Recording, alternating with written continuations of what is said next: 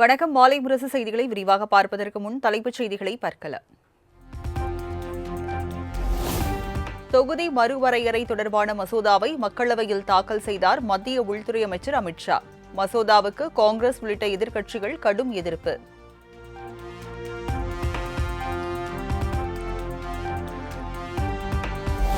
தொகுதி மறுவரையறை மசோதாவை கண்டித்து எதிர்க்கட்சிகள் கடும் அமளி. மாநிலங்களவையை நாள் முழுவதும் ஒத்திவைத்து குடியரசு துணைத் தலைவர் சி.பி. ராதாகிருஷ்ணன் உத்தரவு.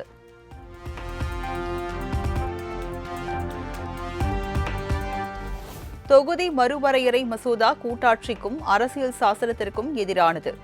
மக்களவையில் திமுக எம்பி டி.ஆர். பாலு கண்டனம்.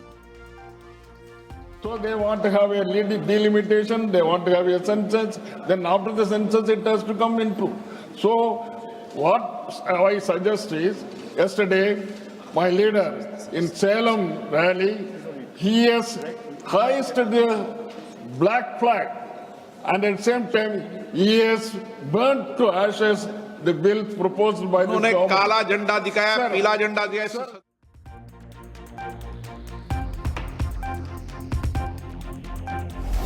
மத்திய அரசு சாண்ட்விச் போன்று 3 மசோதாக்களை கொண்டு வந்துள்ளது. மக்களவையில் திமுக எம்பி டி.ஆர். பாலு விமர்சனம்.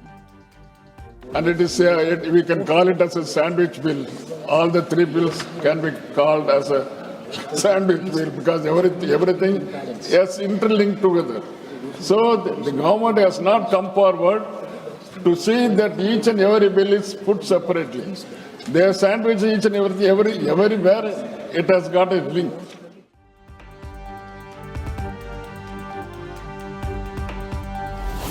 தொகுதி மறுவரையறை உள்ளிட்ட 3 மசோதாக்கள் அறிமுகம் தொடர்பாக மக்களவையில் வாக்கெடுப்பு. 251 பேர் ஆதரவாகவும் 185 பேர் எதிராகவும் வாக்களித்த நிலையில் மசோதா அறிமுகம்.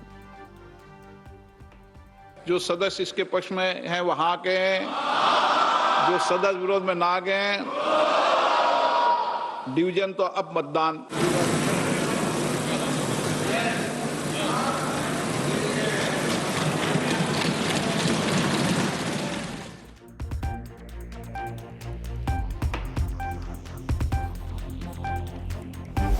தொகுதி மறுவரையறைக்கு எதிராக தமிழகம் முழுவதும் திமுக கூட்டணி கட்சியினர் கருப்பு கொடி போராட்டம். வீடுகளில் கருப்பு கொடி ஏற்றி மத்திய அரசுக்கு எதிராக முழக்கம்.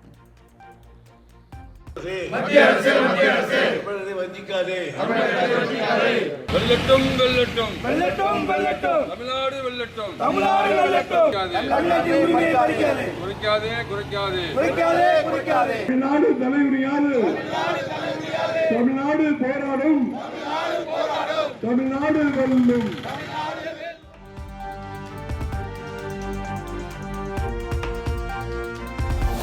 தொகுதி மறுசீரமைப்புக்கு எதிராக முதலமைச்சர் மு.க.ஸ்டாலின் தலைமையில் கருப்பு கொடி ஏற்றி போராட்டம். சட்டத்திருத்த நகலையும் தீ வைத்து எரித்து முதலமைச்சர் எதிர்ப்பு.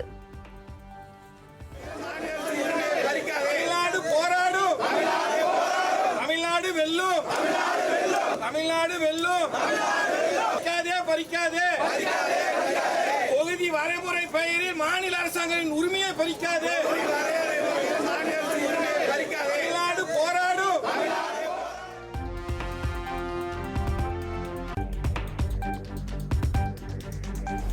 தொகுதி மறுவரையறை மசோதாவை கண்டித்த சென்னை அண்ணா அறிவாலயத்தில் கருப்பு கொடி ஏற்றி எதிர்ப்பு.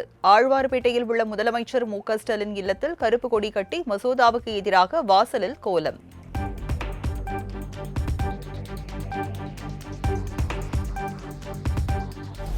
முதலமைச்சர் மு.க.ஸ்டாலினின் கருப்பு கொடி போராட்டம் மக்களை ஏமாற்றும் செயல் என இபிஎஸ் விமர்சனம். கோவையில் எங்குமே கருப்பு கொடியை காணவில்லை எனவும் பேச்சு.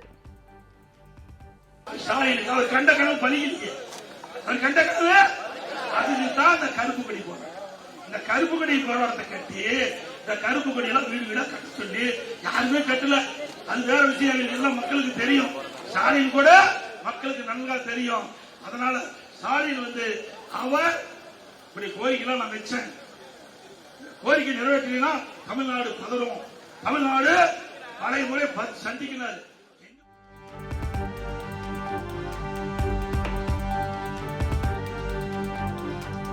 காங்கிரஸ் ஆட்சியில் உயர் பதவி வகித்த ப. சிதம்பரம் தமிழ்நாட்டிற்கு கொண்டு வந்த திட்டங்கள் என்ன என இபிஎஸ் கேள்வி. தொகுதி மறுவரையறை தொடர்பான ப. சிதம்பரம் குற்றச்சாட்டிற்கு பதிலடி.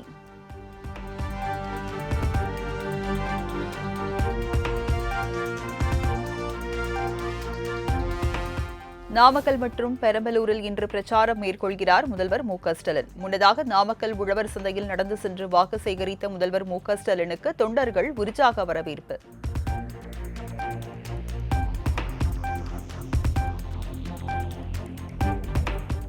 தமிழ்நாட்டில் சட்டம் ஒழுங்கு சீர்கெட்டுவிட்டதாக இபிஎஸ் குற்றச்சாட்டு. சொத்து வரி, மின்கட்டணம் உள்ளிட்ட அனைத்தையும் உயர்த்திய அரசு இனியும் வேண்டுமா என மக்கள் மத்தியில் கேள்வி.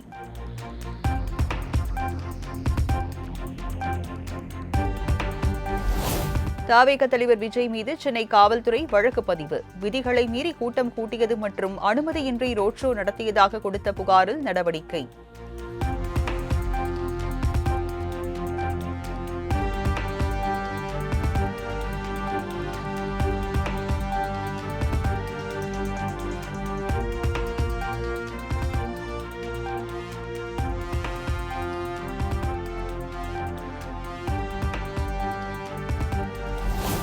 கிருஷ்ணகிரி மாவட்டத்தில் உள்ள 6 தொகுதிகளில் போட்டியிடும் வேட்பாளர்கள் பெயர் சின்னம் பொருத்தும் பணி துவக்கம். 2 நாட்களில் பணிகளை முடிக்க திட்டமிட்டுள்ளதாக மாவட்ட ஆட்சியர் தகவல்.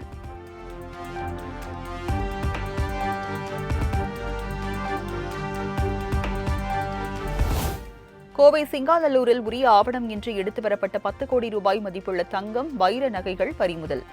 தனியார் நிறுவனத்திற்கு எடுத்து செல்லப்பட்ட நகைகள் தேர்தல் பறக்கும் படையினரால் பறிமுதல் செய்யப்பட்ட நிலையில் அரசு கருவூலத்தில் ஒப்படைப்பு.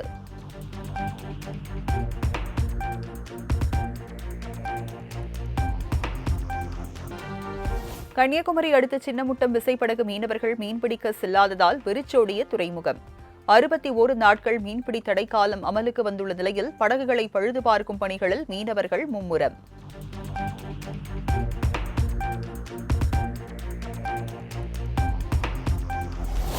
சென்னையில் ஆபரண தங்கத்தின் விலை சவரனுக்கு 320 ரூபாய் உயர்ந்து 1,14,880 ரூபாய்க்கு விற்பனை.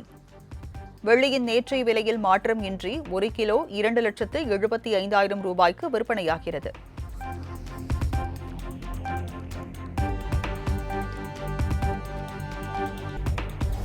பிரபல பேட்மிண்டன் வீராங்கனை பி.வி. சிந்து திருமலை ஏழுமலையான் கோவிலில் சாமி தரிசனம். கோயில் வளாகத்தில் பி.வி. சிந்துவுடன் செல்ஃபி எடுத்து ரசிகர்கள் மகிழ்ச்சி.